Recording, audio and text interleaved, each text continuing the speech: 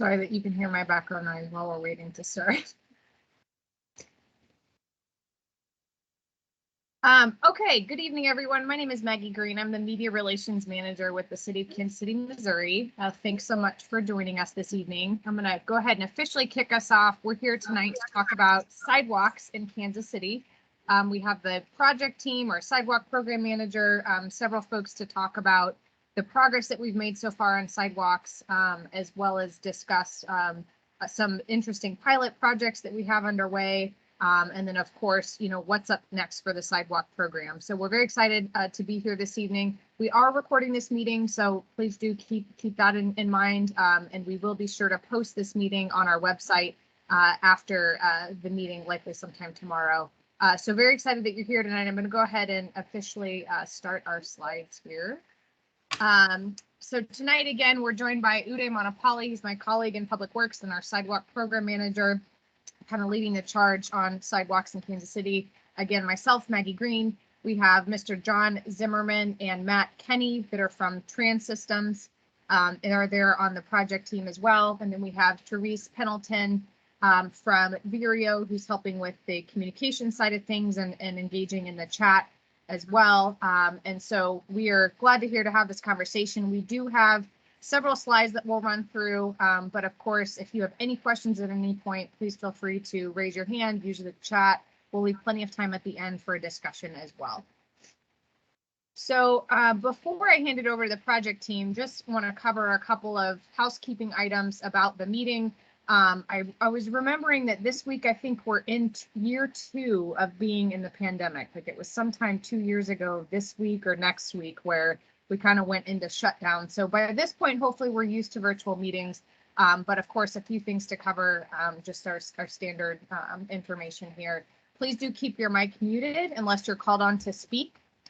We are recording this meeting again, as I mentioned. We'll be posting this recording on the city's website. The recording, the meeting from last week, which was our north section of the city, is also already on the website. So we'll post this one right next to it. As I mentioned, how you can engage with us this evening using the chat, using the raise your hand function. If you have any technical issues or any comments or questions to offer, please do feel free to engage with us throughout the meeting. And we are going to try to keep this meeting to 1 hour. If we can't get to you in that time, hopefully we'll have plenty of time to get to everyone, but if for some reason we can't, please do feel free to reach out to myself or Uday, and we can absolutely get back with you via email after the meeting.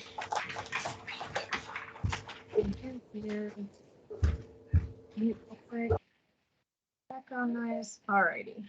So let's go through what we're going to cover this evening. So we will start with a background on the Go KC Sidewalk Program. We'll run through, like I mentioned, a progress update. We've been hard at work. We have made a lot of progress. We do know that sidewalks are a high priority in all neighborhoods across the city. This is something that Uday and I have been to, several dozen meetings, whether it's neighborhood meetings or council updates over the last couple of years. And so we've heard how big of a priority sidewalks are in every corner of the city. And the needs and the way sidewalks look or don't look is very different in every corner of the city. So we definitely understand that there are different needs and priorities around sidewalks across the board. And so we're excited to hear specifically from you all tonight, what those ongoing concerns and priorities are for you. We will share a little bit more about what we've learned and heard, and then we're going to also give you a preview this evening of what's coming up next. We will be undertaking for the next year an effort to do a lot more engagement, a lot more outreach around our comprehensive sidewalk plan. We're at a point in the program where we're going to be pivoting from the old backlog of sidewalk locations and sidewalk repair to the next level of repair for sidewalks in the city. And we really are going to count on conversations with you all and feedback we receive from the community on how do we inform sidewalk repair into the future. So we're going to talk a little bit about that. And then we will end with a couple of slides about our new Vision Zero initiative. This is related in the way that we are concerned as a city with safety and accessibility and mobility around the city as it pertains to how different people move around the city. And there really is a safety element to it and everything that we're doing in the Public Works Department and at the city. So we'll talk a little bit about what Vision Zero means and what it is and what's, what to look forward to there and how it relates to sidewalks and pedestrian safety. And then, of course, at the end, we'll have plenty of time for questions, discussion, and answers. So with that, I'm going to kick it over to Uday to talk a little bit about the background with the sidewalk program. Good evening, everyone. Uday Manipalli with Public Works. Me and the team really appreciate your time this evening. To give you a quick background, when the GEO bond was passed in 2017, there was $150 million dedicated to sidewalks over 20 years. The number seems like really huge, but when you break it down per year, it is like $7.5 million. And Maggie, if you go to the next slide, I can explain more details. In that $7.5 million, it is broadly categorized into two categories. One is the ADA program, and the other one is the sidewalk program. The ADA program is related to the settlement we have with Department of Justice, and the program focuses on identifying corners throughout the city and make them ADA compliant. So that's the program that goes on for the 20 years from 2017 to 2037. But if there are any corners which need ADA compliance, feel free to let us know. There's a list of issues which we know, and we are going to address it by that list. The second one, which everyone is focused on for tonight's meeting, is the sidewalk program. So when the GEO bond was passed, one of the first initiatives directed by the City Council was to look at all the 311s reported between 2008 and 2016 and fix the sidewalks between that. So we started initially by addressing just the property owners who reported the issues, but we thought that's not a good approach. So we have expanded it through that block. When I say block, it's from one intersection to another. So we have been doing that, and we anticipate this to be completed by 2025. And the second part of the program is inspections. So prior to 2017, we didn't have any data of where the sidewalks are, what are the conditions of the sidewalk, and what we need to do strategically to get these sidewalks fixed. So we started the inspections program in 2021, last year, and as of today, we have covered over 1,000 centerline miles. We have data around 750 miles in our asset management system, and we continue to gather information by inspecting the sidewalks. John will talk a little more about that. The third initiative is a Kayak match fund. Basically, you have your Kayak in district Kayak dollars. Each district has some amount, and those dollars are funded based on people submitting Kayak requests. They are reviewed by your Kayak administrators and later reviewed by your council members and adopted in the city budget. So there's a Kayak match fund which we also do. It's not a large amount. We started with 600,000 a year. This is the first year we did that. And then the last one is special initiatives. It refers to our pilot programs. We'll talk a little bit more on these pilot programs. So next slide, please. Yeah, as I mentioned, this slide just talks about the spot repair program, which we discussed. So we anticipate this to be completed by 2025. Next slide. So this year, we initiated two pilot programs. So when we look at sidewalks prior to this year, there were only two options which we used. One is either remove the sidewalk and replace it, or don't do anything. But the cost of replacing a sidewalk panel, when I say a sidewalk panel from joint to joint, it's expensive. So it may be somewhere between $750 to $1,000.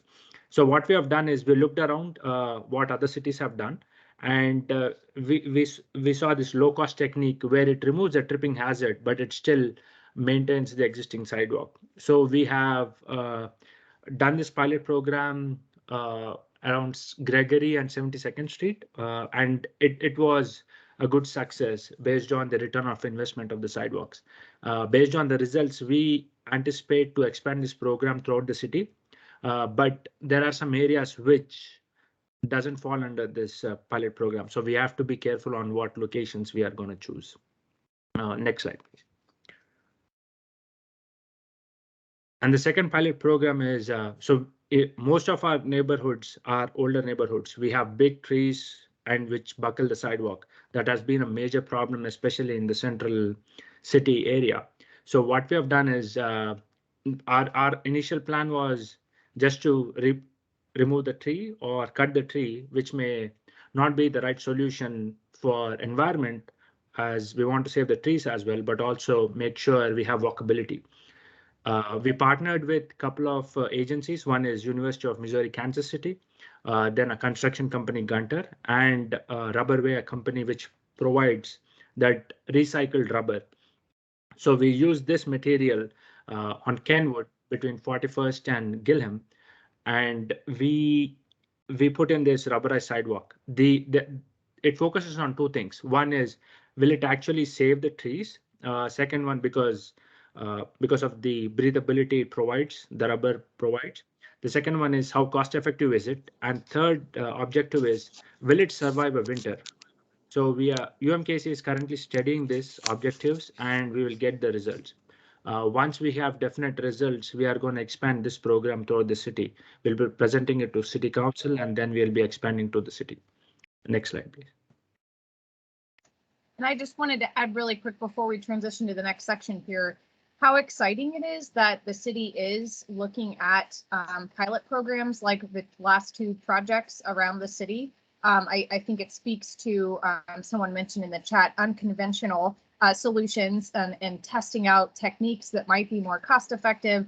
Obviously, we would love to save trees, as many as we can in all of our neighborhoods. So I think it just wanted to emphasize that the importance of, the city and the Public Works Department testing out different materials and repair techniques so that we can make sure to spread our dollars as far as we can, and that we're also aware of what might be better solutions in different locations. And I think next up we have Mr. John Zimmerman with Trans Systems to talk about the inspection program. Thank you, Maggie.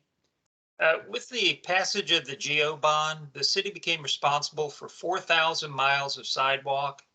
And to put that in perspective, that's enough sidewalk to connect Kansas City to the Panama Canal. And with so many sidewalks, they needed to inventory and review the condition of that system to understand how to best manage it, similar to what Uday pointed out. And the GO bond required a systematic sidewalk inspection program. And the city worked with residents and community leaders to develop a list of characteristics to identify the most important sidewalks. And by following the best practices of other cities on similar programs and shaping those to meet Kansas City's needs, this final system was adopted. And with that system in place, the city was able to prioritize all 4,000 miles of sidewalk into each individual level. Next slide, please. The priority characteristics for the inventory were identified, and they included things like proximity to schools, libraries, transit, grocery stores, and other similar locations. But the real key to the system is the relative weighting of each of these. That was a process that took a lot of time and a lot of effort from the stakeholders and residents. And for instance, sidewalk that is near a community center will provide access to social and health programs for pedestrians and people who use wheelchairs and other mobility devices. And that was given one of the highest importance factors of an 8, as you can see on the slide. Sidewalk in a dense populated area was also considered important, but it got a lower score, maximum score of 5. And then those criteria were all assessed on the city's database of sidewalks, and then all the sidewalks were determined a priority and separated into 5 priority levels, with priority 1 as being the highest priority. This map and the information provided is on the city's website, so you can look at that to get more information or more details about that. Next slide, please. To complete the inventory reviews, the city hired 3 consultant teams.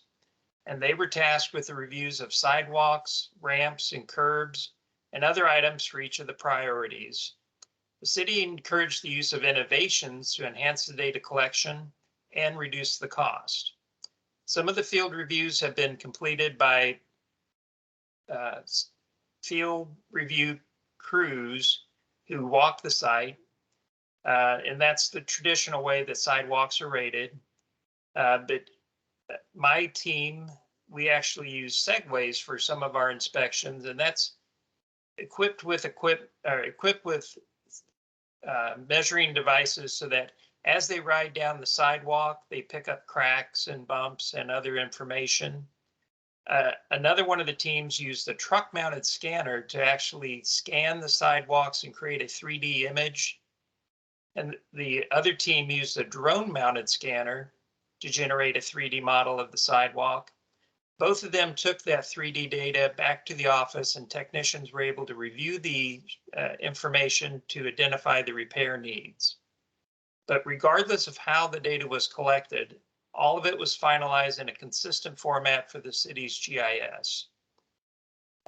As a part of the quality control process, the city required formal quality checks after the first 25 miles of each team's review. And then at the final data was submitted, a final spot check was completed then as well. And that was important to make sure the assessments of the sidewalk were consistent between all the three teams and all the different devices. Next slide, please.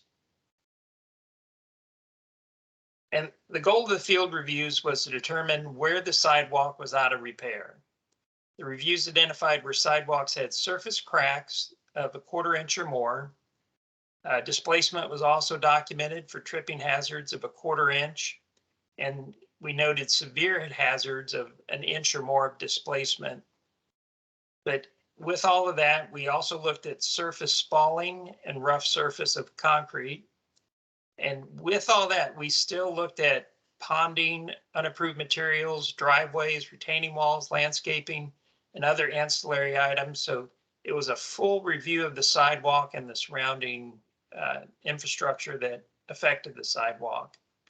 Sidewalk ramps were reviewed using the same criteria, but we also looked to see if there was an ADA ramp located there, and then also if an ADA detectable warning was located on the ramp.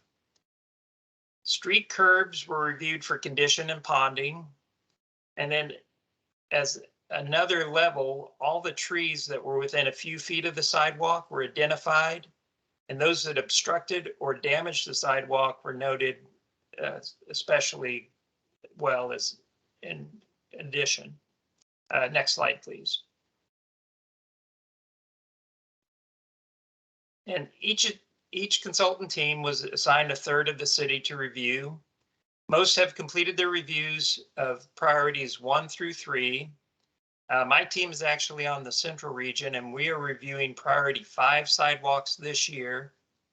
And so far, the data has confirmed the assumption that the older areas of the city will have a high percentage of sidewalk and ramps out of repair, just simply because the infrastructure is older.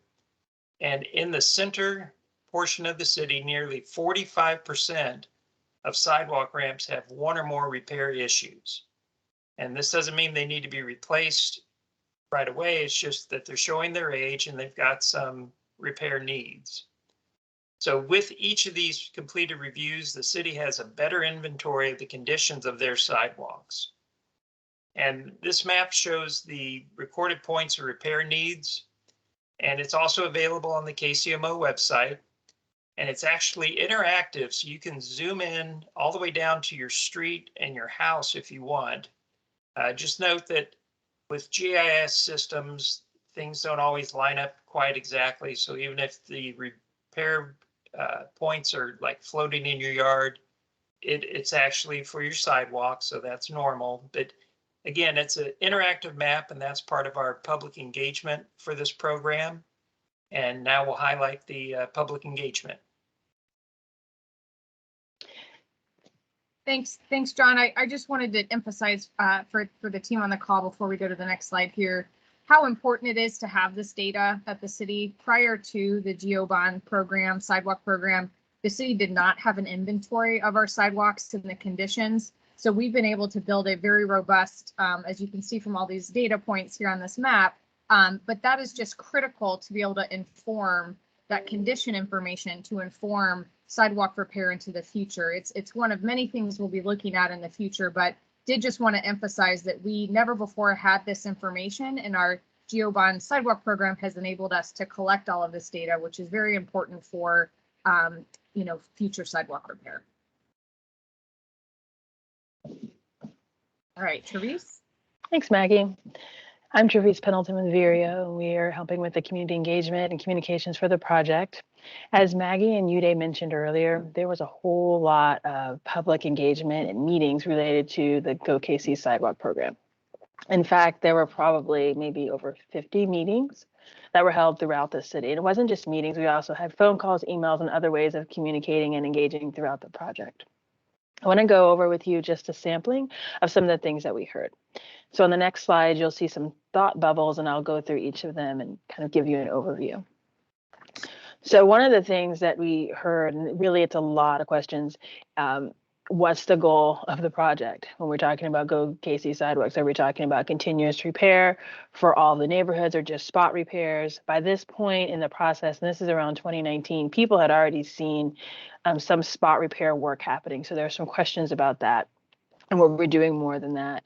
They were also asking about the tree trimming and removal. There were people that came to the public meetings that had photos of trees in their neighborhoods that were heaving up the sidewalks because of the roots of the trees. And so what we're going to do about that. And so Maggie and Uday talking to you about the rubberized sidewalk approach and how that relates to trees is really helpful in relationship to some of those concerns. People also wanted to know, what are we going to do for blocks that don't have sidewalks? How are we going to address those? What are we going to do about the demand analysis? How do we address the scoring related to that? And I'll touch on that again, and Uday will touch on that again in a second. There are also some questions about how and when we get information out about this project. There is a website for it, KCMO Sidewalks. I think Jackie in my office will pop it into the chat for you. I think it's up earlier in the chat if you've got access to that, but we'll put it in there again. We do have a website. Everything that we're doing for the project is on that website. And then we're trying to be really certain that when we have meetings and events that we let you know that we're having them and that we keep sending reminders to let you know that they're out there. John and Uday have already talked about the inspections and how long that's going to take, but there were some concerns about that. And then what are we going to do when the Go KC bond runs out?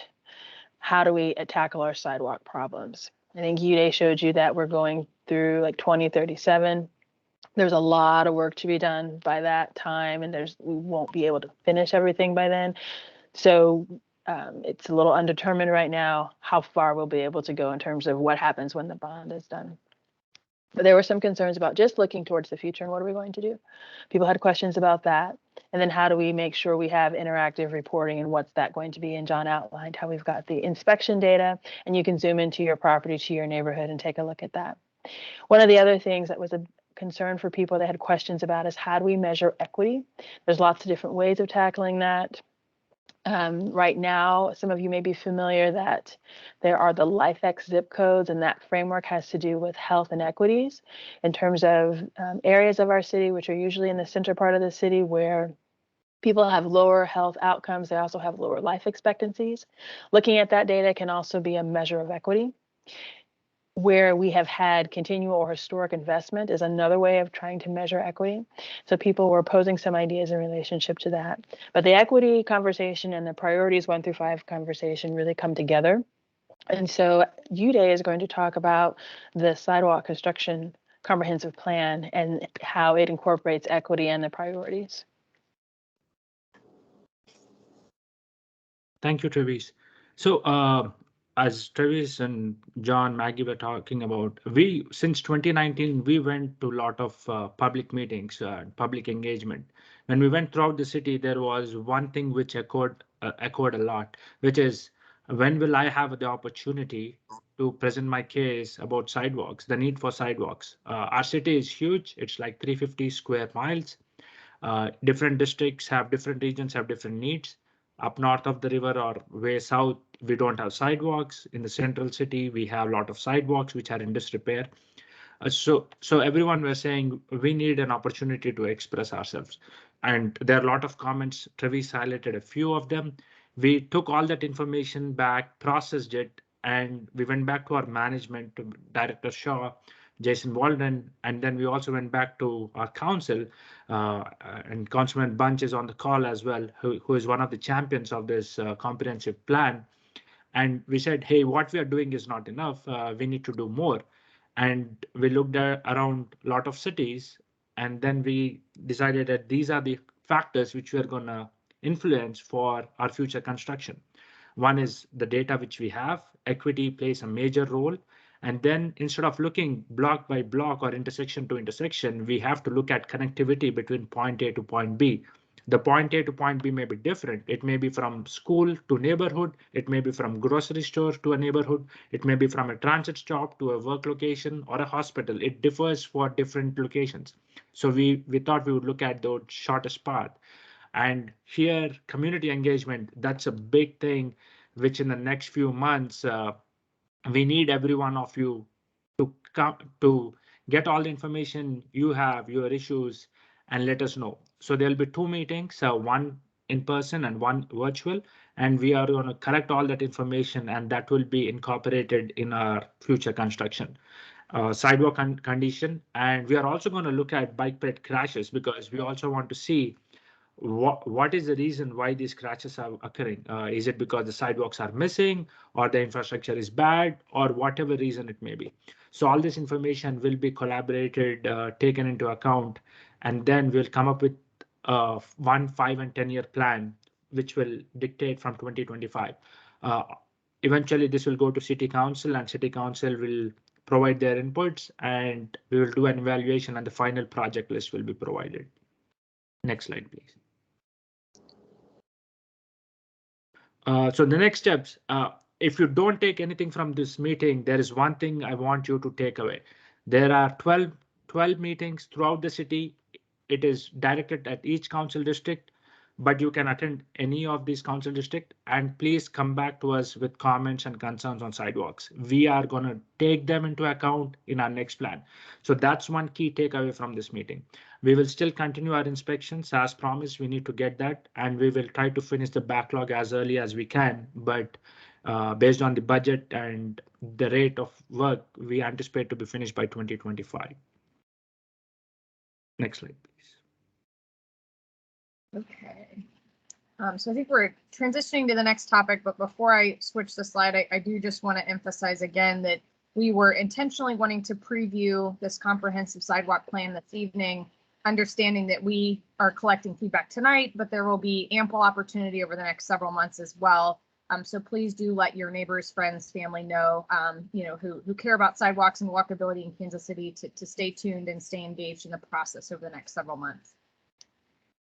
So switching gears slightly to talk a little bit about Vision Zero for the group while we're here, and in its relation to accessibility and safety on our roads and sidewalks in Kansas City. A couple of years ago, year and a half ago or so, City Council and the city passed a Vision Zero resolution to look at traffic crashes and really come up with a strategy to eliminate fatalities and serious injuries on our roads. So we're seeing a very, alarming trend in Kansas City. Our fatal crashes on our streets have increased 42% in the last 10 years. So our fatal crashes on Kansas City streets have gone up 42% in the last 10 years. Serious injuries from traffic crashes have gone up 25% in the last 10 years. So this trend is very alarming to city staff and our elected officials. And so that is why we put a policy and the strategy that we're working on to make sure that we're addressing this in every possible way in every program with the city. So there are several components. I'm not going to read through necessarily this whole slide here, but wanted everyone to know that we're looking at this crash data to inform our improvements, as Uday mentioned in the previous slide, to also help inform walkability and sidewalk investments as well. We are starting this year with some improvements, neighborhood traffic calming, intersection improvements, that will impact walkability and safety for pedestrians as well. We're looking at ways to reduce speeds around the city, knowing that a lot of neighborhoods want to slow traffic down on their streets. And again, there's a lot of engagement and involvement and evaluation with the Vision Zero program as well. So it definitely ties to walkability and the pedestrian, people who walk around and use our sidewalks, that safety element, and really looking at it from this lens of making sure everyone has a safe, accessible way to get around is a priority for the city. So the last slide here we have is just some of the projects that are involved with the Vision Zero initiative. We're looking at several things that will be underway here in the next couple of months. We will be doing intersection improvements at some key locations that are, they were selected based on the highest crash areas in Kansas City. So we're starting with this list, hoping to build on this and do even more next year and the year after and the year after. So from this photo here, you can see that this is what is a raised crosswalk. This was installed to make the street safer for pedestrians crossing at this location. It's also near a school and also slow traffic down on this street. So there very much is a tie-in to pedestrian safety and walkability with the Vision Zero initiative. We're also looking to make traffic signal upgrades at some locations, making it safer for pedestrians to cross the street. Part of the initiative will involve protected bike lanes and installing them at building out our network at different locations as well. And then, as I already mentioned, traffic calming in neighborhood streets to really slow traffic down and make it safer for our neighbors who are walking to school or walking to the bus stop or whatnot. So again, Vision Zero is very important to us. It is a newer initiative, but we will start to see projects hitting the streets in our neighborhoods this spring and over the summer. So we're very excited about that. We will be putting out more information about a public meeting specific to Vision Zero here in the next week or two. So if you're interested in learning more about this, we will have an open house at the end of the month about Vision Zero, and we would invite you to attend that if you're interested in this topic as well. But with that, I think that concludes our formal program, but I did want to give a quick shout out. We do have, I believe, 2 elected officials on the line, Council Members Boo and Bunch, and just want to acknowledge your presence. Thank you for joining us. I think we also have a Public Improvements Advisory Committee representative, Jim Wanzer, on the line as well. So didn't know if you all wanted to say anything quickly, but we wanted to thank you for joining us this evening. Yeah, Maggie. Oh, I've got a kid yelling in the background right now. Maggie, I just wanted to hop in and just say thanks to you and Uday and to the consulting team on this really important data collection that was, I think, a little overdue to get done, but what a great data set this is to have. And secondly, I just wanted to mention that as many of you know, and as the staff noted, in the next few months, we're going to be embarking on the next phase of this planning, so that as we move out of and it was said, but worth repeating, but as we move out of the backlog of sidewalk needs through 311, we're really moving into more strategic, proactive approach to sidewalk planning, and that's what this next phase of the plan is really set to accomplish. I'm really excited to see where that goes. Hear feedback, because we've got to make a different. We've got to take a different approach to sidewalks.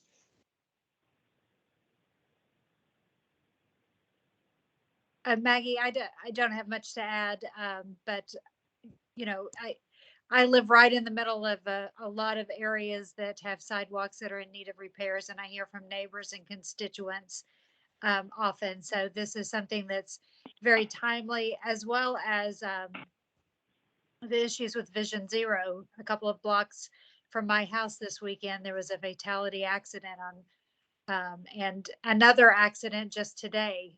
So this is something that is very important to all of Kansas City, regardless of where you live.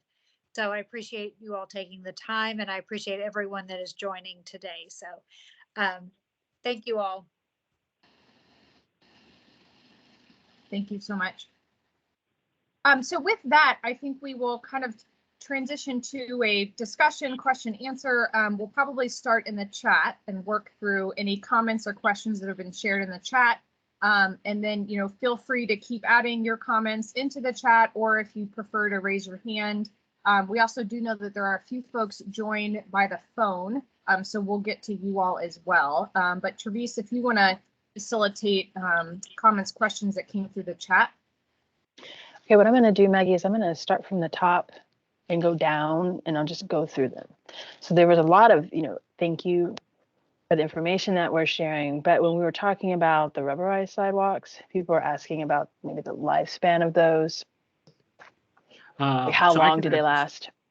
I can address that. The first one which was installed and the company which we are working with, it was like 20 years ago. They installed in Los Angeles, and they're installed near the Smithsonian Museum in DC. So different climate, they are still holding good.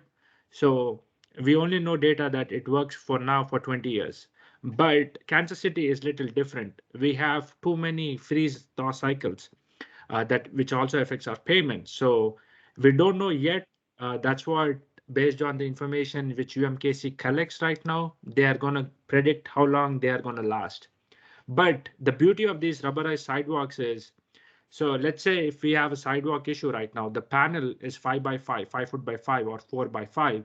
We have to take that entire panel out of it.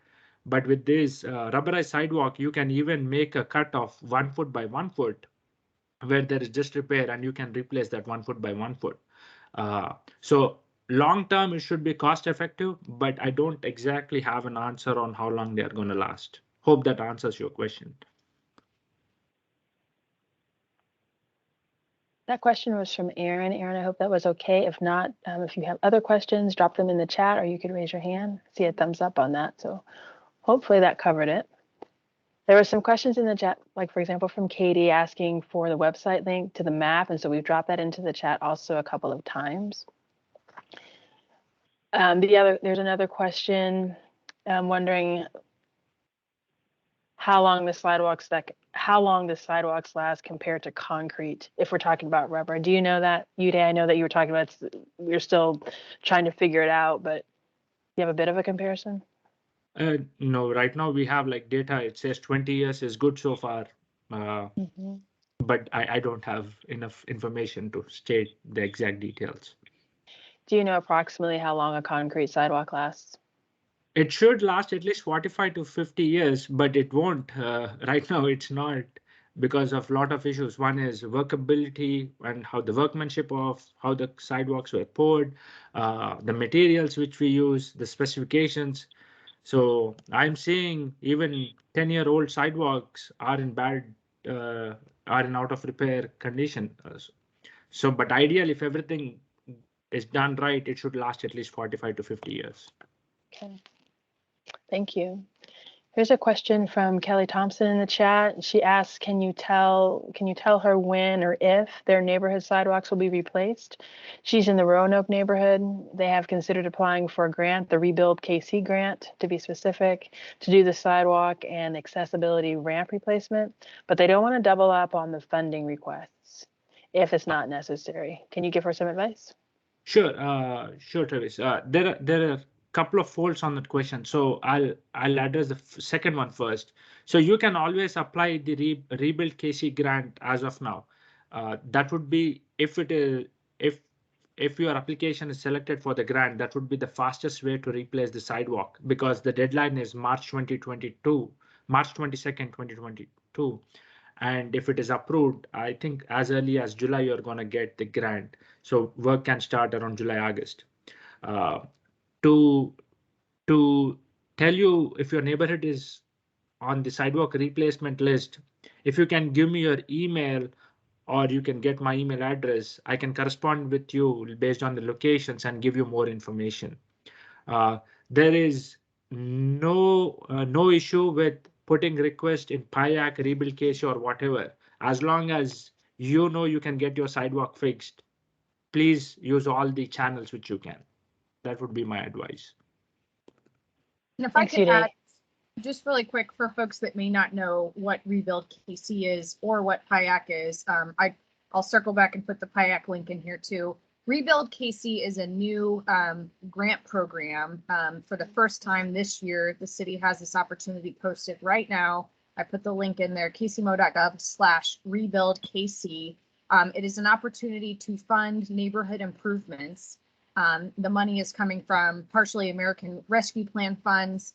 And so the city, it was a priority to want to make these funds available to neighborhoods, to nonprofit groups, to individuals who want to make small neighborhood improvements. So that application is open right now, funding things like sidewalk repair and park updates and curb repair in the neighborhood, or funding training programs or workforce programs. So there's a lot of information on the project website that we put up there. That deadline is March 22nd, and we have gotten sidewalk requests through that grant program. So it definitely is an option that's open, that's a unique opportunity for the next couple of weeks and worth consideration.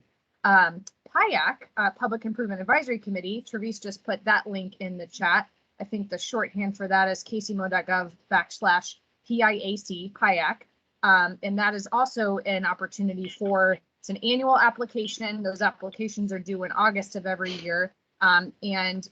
We've been very successful in coordinating with the Payout committee about sidewalk repair across the city. And it is a funding source that each council district gets a certain amount of money to allocate towards neighborhood improvements every year. We do have a Payout representative on the line. Jim, did you want to add anything about Payout and the opportunities in the program at all?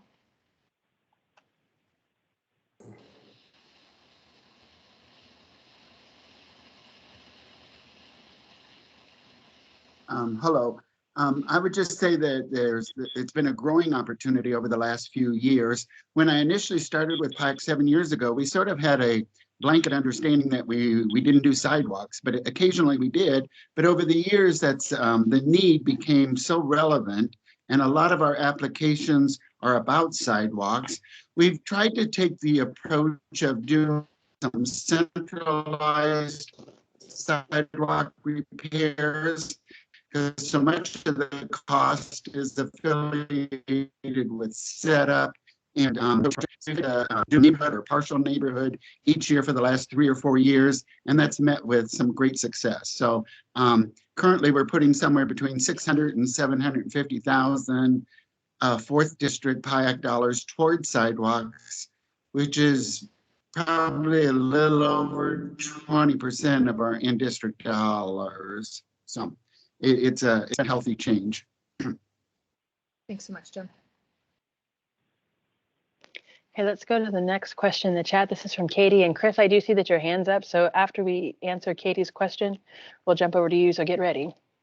Here's Katie Wirt's question. She says, I understand my street is priority 5. I have a city tree in the right of way that has torn up the sidewalk in front of my house to the point it is a tripping hazard. I believe it's already been stated tonight that priority 5 is under review. Could you please explain that further and what it means? Thanks.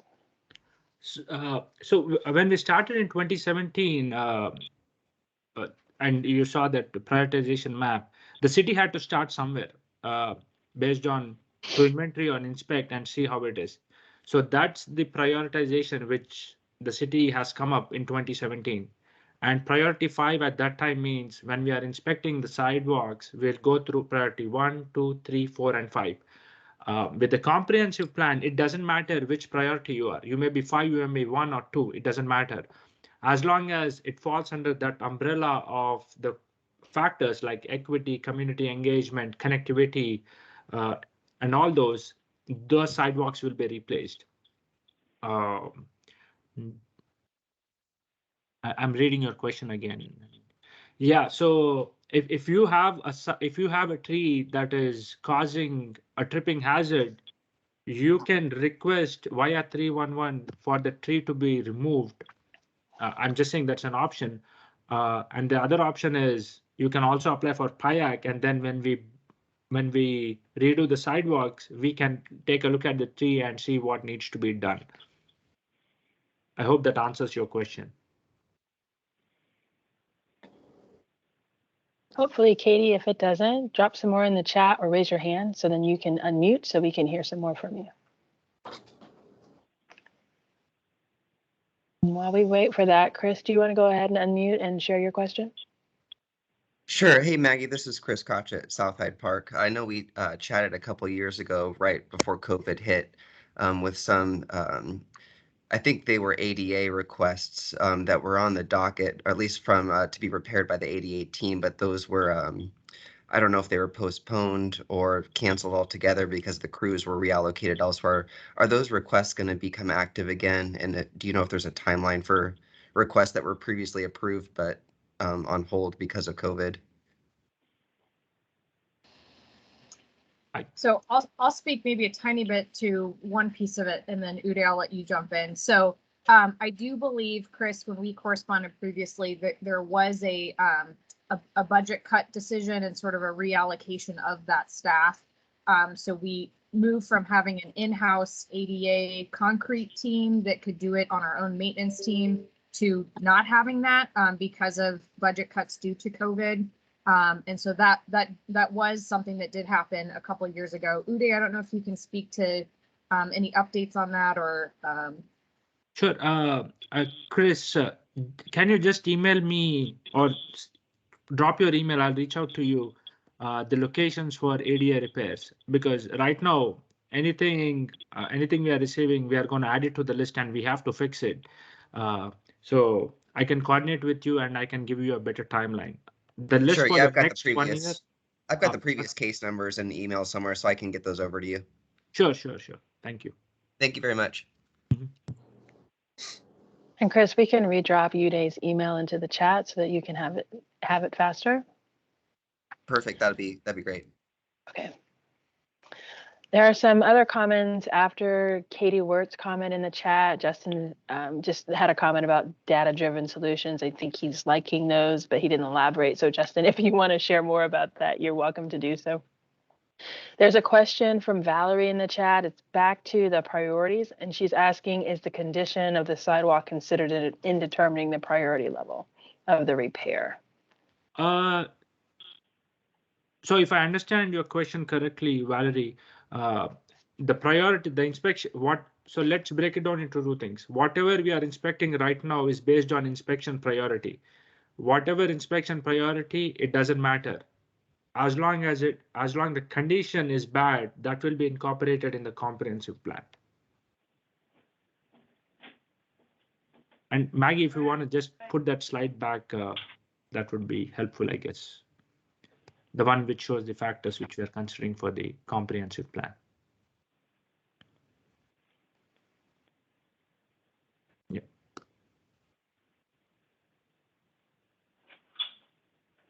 So hopefully that answers the question. There are a lot of factors being considered, so condition is one among many. There is another comment in the chat from Justin. He's asking if he's not sure if we covered this specifically, but in the event that trees have to be removed, do we have a plan to replace them? Or is this a different conversation, or excuse me, conversation or funding pipeline? There has been an administrative regulation which passed last year. Based on the diameter of the tree, we have to replace number of trees. For instance, a big oak tree, if we remove a big oak tree, we have to replace 8 trees in the project location or in that neighborhood or in that area. So whichever is possible. So that's the process which we follow, and we work with Parks and Recreation Department closely. And that is included in the project budget. Thanks, Uday. Jerry Rosenborough has his hand up. Jerry, do you want to unmute and share your comment or ask your question? Yes. While we're on the subject of trees, we have sweet gum trees in front of our houses down here. Are we responsible legally if somebody gets hurt on our property due to those balls all over the sidewalk?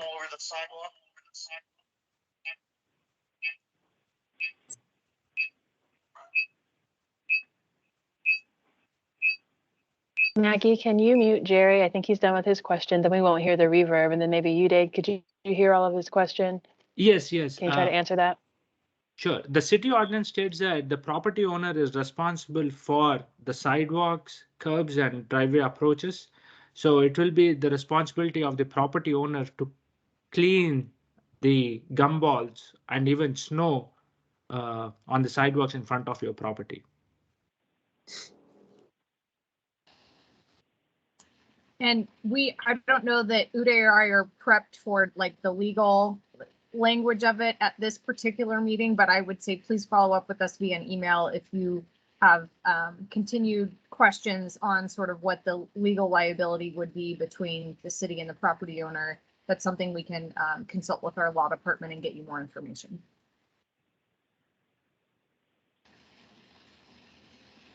Thank you all. I'm going to go back to the chat. This is a question from Logan Daniels. He's asking if we submitted sidewalks in our neighborhood Renaissance, they submitted sidewalks in their neighborhood Renaissance Place for ADA issues. So that's their neighborhood. And they want to know when they might see the dots in the interactive map with all the dots, because the area is completely clear. So when are they going to see inspection dots, I think is the question. Yeah, I don't know what priority you are falling under, but as John was mentioning, the data you are seeing is only 750 miles of the sidewalk. There is another 300 miles which is under QA/QC process. I know most of Central would fall under priority 4, so we should 1 to 4. So we should have that information updated in the next few months. But if it is still not there, that means we are in the process of inspecting the sidewalks, and as and when it gets to our system, we'll update it. Thanks, Uday. Katie's in the chat, and she had said that she with the tree next to her home and causing an issue. She said that she had reported it to 311 multiple times. Is there another avenue that she should take? Katie, can you email me and we can see what can be done. Thanks, Uday. Justin's back in the chat. I was asking about his data solutions, and he was saying he was just praising the data-driven solutions aspect of the project, seeing it throughout the city. And he feels like for so long we have been grasping at straws, but now with this data, we can make informed decisions, quote unquote, and this is a good thing for sure. That was a really positive comment, and that was the last comment that we have in the chat. We have 5 minutes to go. I know that there are lots of people still online. There are some people that are calling in. So if you're calling in and you have a question or a comment that you would like to share, you would need to hit *6 to unmute yourself so we can hear you. But please do that if you have something that you'd like to share tonight.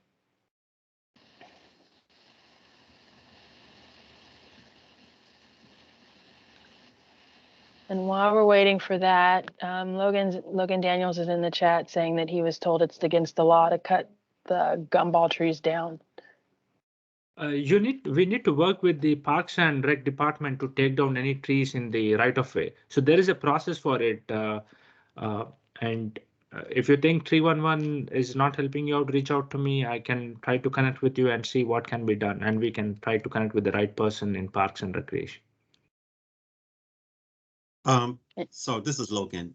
Mm-hmm. Sorry to jump in, but so we have this whole street full of these gumball things, and they, like you're saying, that's our responsibility to take care of it once they start falling down. And, some people, senior people, I say, don't have the means or, can't get out there themselves. So what if somebody wanted to cut down a tree themselves? Can we cut down trees ourselves? I just say, yeah, Logan, as I was saying, if it is in the right of way, it is not in your private property, it is in your right of way. The approach is you have to reach out to Parks and Rec department, and they will come and evaluate the tree that it can be removed or not. If they determine it to be removed, then we need to talk about the funding process. But that's the way that needs to be addressed.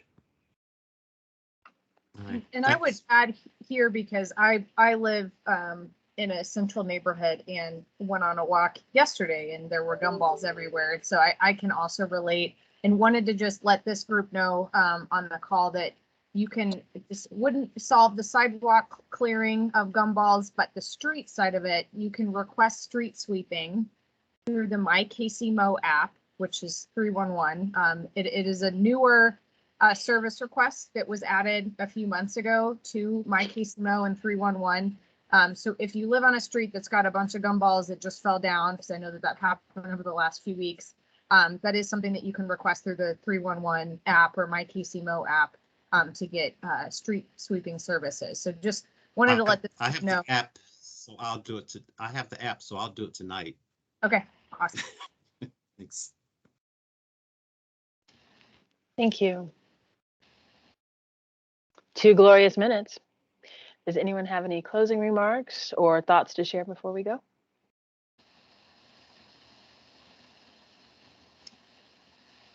I'll just say in closing, thanks again, everyone, for the thoughtful conversation, for your attention this evening. Again, look for more updates from us about additional engagement opportunities over the coming months.